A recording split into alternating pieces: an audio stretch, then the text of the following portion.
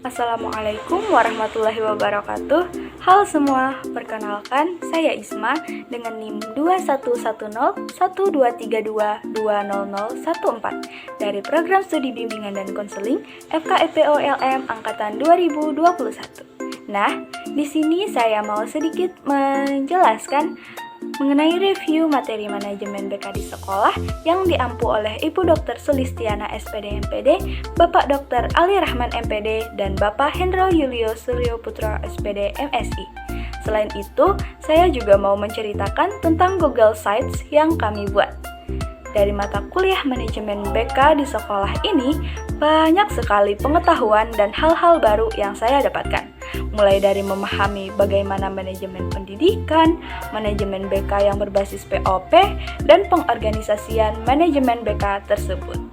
Nah, dalam pengorganisasiannya tentu ada yang namanya pembagian tugas dan berbagai komponen kegiatan yang dibutuhkan untuk mencapai tujuan ke dalam kelompok-kelompok dan membagikan tugas kepada manajer untuk mengadakan pengelompokan dan menetapkan wewenang di setiap unit organisasi.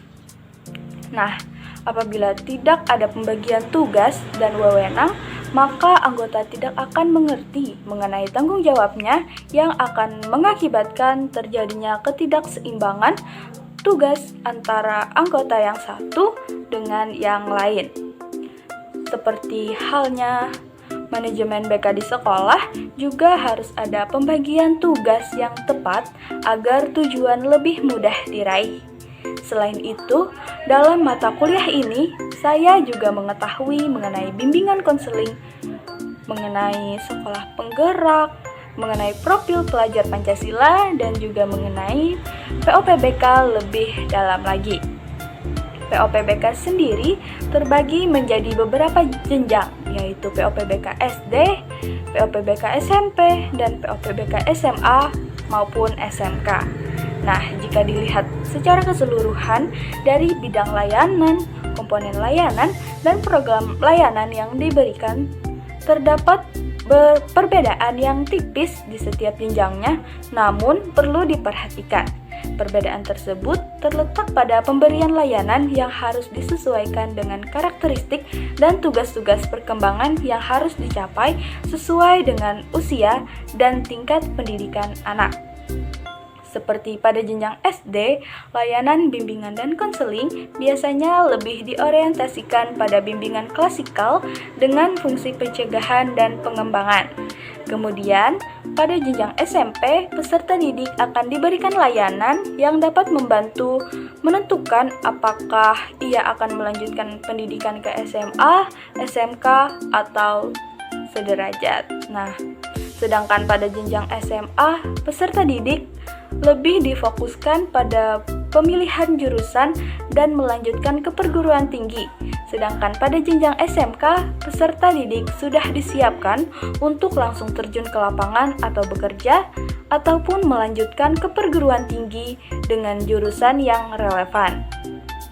Kemudian, saya juga mengetahui terkait BK Inspiratif, sekolah unggulan, dan sekolah penggerak. Sekolah penggerak sendiri menggunakan kurikulum Merdeka Belajar, di mana suatu pendekatan yang dilakukan agar peserta didik bisa memilih pelajaran yang diminatinya.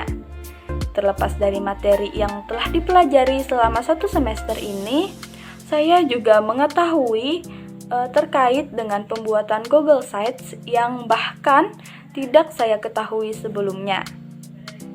Tapi, dalam pembuatan website tersebut, saya tidak sendirian, melainkan dilakukan secara berkelompok. Nah, dalam website tersebut, kami membahas tentang bimbingan konseling pada jenjang SMA, yang kami beri nama Hogwarts High School.